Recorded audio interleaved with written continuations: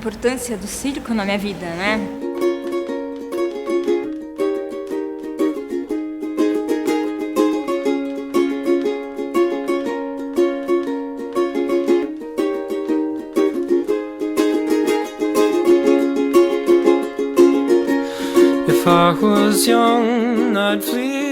O circo moderno, ele ainda não tem 250 anos. Ele foi inventado em 1768. Ele nasce da junção de dois grupos. De um lado, ex-militares da Cavalaria Real Inglesa e do outro lado, saltimbancos. Saltimbancos sendo artistas que se apresentavam em praças, feiras, teatros populares. Os militares, tem o cara que é apontado como o pai do circo moderno, o Philip Astley. O primeiro feito dele foi criar o picadeiro.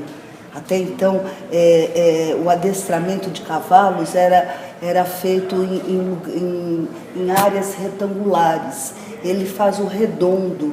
Ele descobre que se ele galopasse em círculos, de pé sobre a anca do cavalo, a força da centrífuga lhe ajudaria no equilíbrio.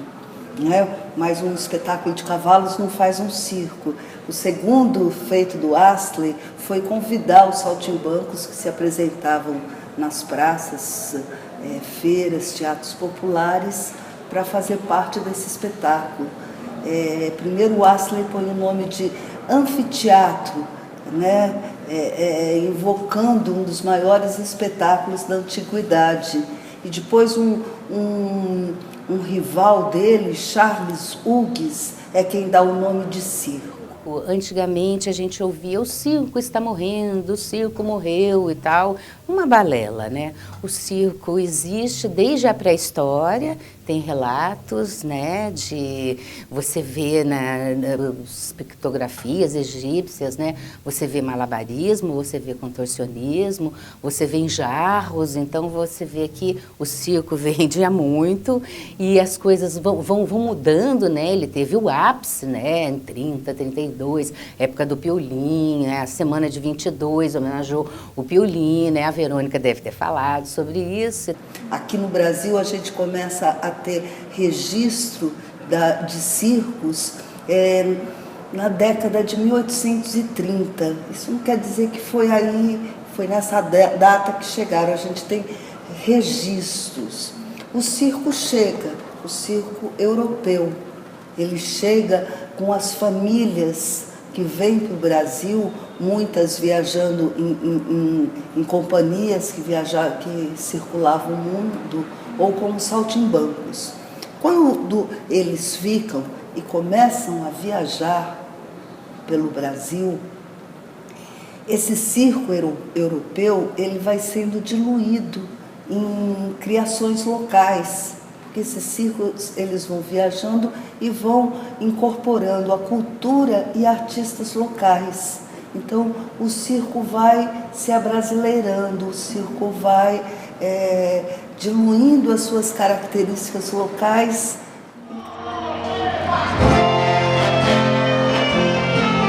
Bem-vindos ao circo, sai!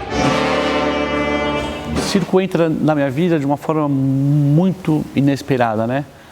Eu chego no circo através de um espetáculo de teatro que me leva a fazer escola de teatro. Eu começo a fazer escola de teatro, eu começo a perceber que não era aquilo que eu queria, começo a fazer escola de circo e isso tem uma transformação na minha vida muito grande, né?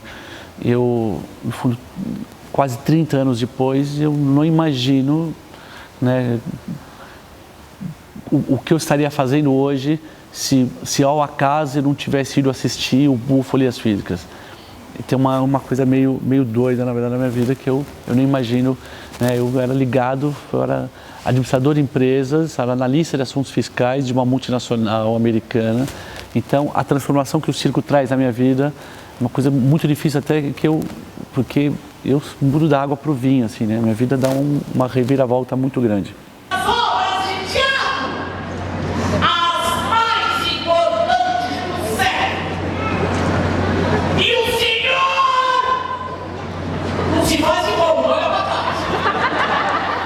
E foi nesse momento que eu me aproximei do Roger Avanzi, o palhaço Piccolino, aí eu comecei a entender também como funcionava a escola de circo e comecei a frequentar as escolas dele, as aulas dele. Eu sou atriz profissional há muitos anos e fui aluna da Escola de Circo Academia Piolin de Arte Circense. Desde então, me apaixonei pelo circo e segui em paralelo a carreira de atriz e de circense dentro da minha especialidade, que é palhaço e tal, que eu sempre puxei para o lado do ator do circo. A minha paixão no circo é o palhaço, então eu aprendi muitas coisas com o Roger, né, o palhaço Piccolino sobre palhaço, e depois eu me aprofundei. Eu morei 5 anos em Paris e lá eu fiz bastante pesquisa a respeito e tal, então foi para mim muito gratificante. Eu fazia jornalismo no final da década de 70 e aí abriu a primeira escola de circo do Brasil, eu fui lá ver. E aí acabei me envolvendo com o circo. Logo no começo da escola tinha uma matéria que não era oficial, mas que me chamava muito a atenção, que era os nossos mestres levavam álbuns de fotografia e contavam a sua história, a história da sua família. E isso foi me chegando, eu segui a carreira do circo. Não fui equilibrista, malabarista, montei uma escola de circo e até que essa coisa foi chegando da memória, foi vindo da memória e eu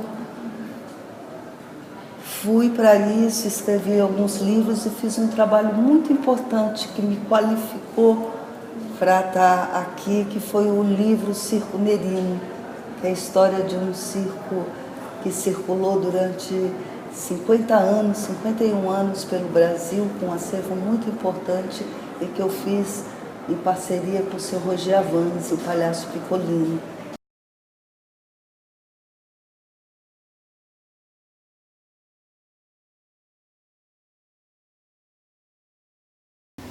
O Zane é uma sociedade, né? O Circo Zane é uma sociedade muito particular que eu tenho fora com Domingos com outros 7 sócios. Nós somos, então, no total, somos 9 sócios, com histórias próximas, né? Pessoas que não são de famílias de circo e que chegam na escola de circo por algum motivo, ou pelo teatro, ou talvez ao acaso, assim como eu chego, né?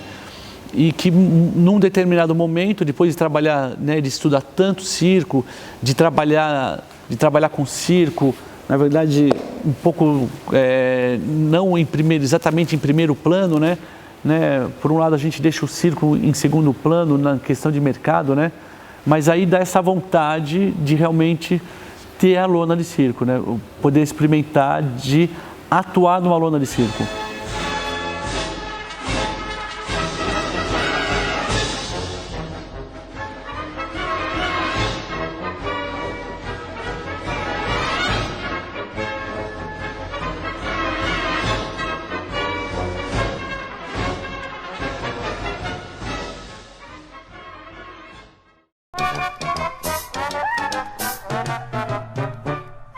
Um exemplo do palhaço excêntrico é o Piolin, o Piccolino, o Arrelia, né? O Pimentinha era o palhaço cara branca, né, no Brasil. Hoje em dia, no Brasil, misturou tudo, né? Você vai encontrar palhaço que tem uma cara branca, em cima da cara branca ele tem uma boca enorme do excêntrico, aí ele se veste com a roupa do excêntrico, mas ele toca um instrumento que remete ao Clon Blanc, mas ele também sabe fazer várias coisas que o Tony também faz. Então, o palhaço brasileiro é um mix. Vamos citar alguns. Vamos citar, começar com Albano Pereira e sua esposa Joanita Pereira. Albano Pereira foi o pai de Alcibiades, avô do Fusarca. Joanita Pereira tem uma importância grande na história do trapézio. Vamos aqui para o santo do Paysandu, que é o palhaço Piolin, que foi parceiro do Alcibiades, né, filho do Albano e da Joanita Pereira. Vamos falar aqui do seu Roger Avanzi, o palhaço Piccolino. sem o qual a gente nem teria esse centro de memória. Vamos falar de Dirce Militello, da família Tangará, uma família de trapezistas e de artistas de circo-teatro. Vamos falar de Arrelia, como vai, eu vou bem, muito bem, muito bem. Mas como no circo brasileiro é forte a figura do palhaço. No circo norte-americano, às vezes, o palhaço nem nome tem, mas aqui é muito importante. Quando você pega um artista como Arrelia, como Carequinha. Eu exerço minha profissão de palhaço, ou como ator, como artista de circo, e trabalho com muito prazer. Então eu tenho essa dívida com o circo. O circo me trouxe momentos na minha vida incríveis, né? De espetáculos incríveis, de realizações artísticas incríveis, né? Eu tenho essa dívida com o circo. O circo é a arte da paixão, né? Se ela é arte pobre, importa muito menos, né? O que ela importa muito mais o fato de ela ser a arte da paixão, que quem exerce com amor. Ser palhaço é meio que dar nascimento para as coisas e revelar as coisas que tá interna. Sempre brincava com a minha mãe que eu ia fugir com o circo, mas na verdade a maior importância mesmo surgiu quando eu fui na faculdade, depois que eu saí da faculdade, que o Pedro me chamou para trabalhar com palhaço, e aí eu fui ter mais contato com essa arte e fui me interessando mais. Acho que são das coisas que são nômades, né? E que são de não lugar, que ainda resgatam um pouco de liberdade na nossa vida, né? Sair um pouco de si, se deixar levar pelo riso do palhaço. O palhaço tem uma importância maior ainda para mim, porque é uma coisa pela qual me apaixonei e que eu gosto muito e que eu escolhi fazer pro resto da minha vida. Eu acho que o futuro do circo talvez seja retomar a sua casinha. Porque, puxa, é tão lindo uma lona, quando a lona chega, você levanta a lona, a criançada da cidade corre para ver, e corre aquele burburinho, tem circo na cidade, tem circo na cidade. Isso não tem preço, a minha infância foi assim. E tinham as jaulas e tinham os bichos, que era a única oportunidade de uma criança que mora no interior ver um animal. Imagina ver um leão, ver um elefante, ver uma girafa. Eu não esqueço esses animais que eu vi. E aí, eu acho que até é meio injusto essa coisa, agora é proibido o animal, mas cortou-se isso, né? E isso era uma coisa do circo na lona.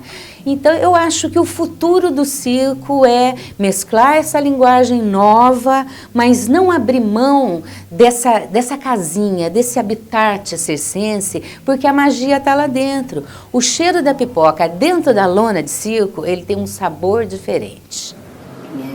Eu espero e também desejo, né, que a gente consiga também condições para produzir grandes espetáculos.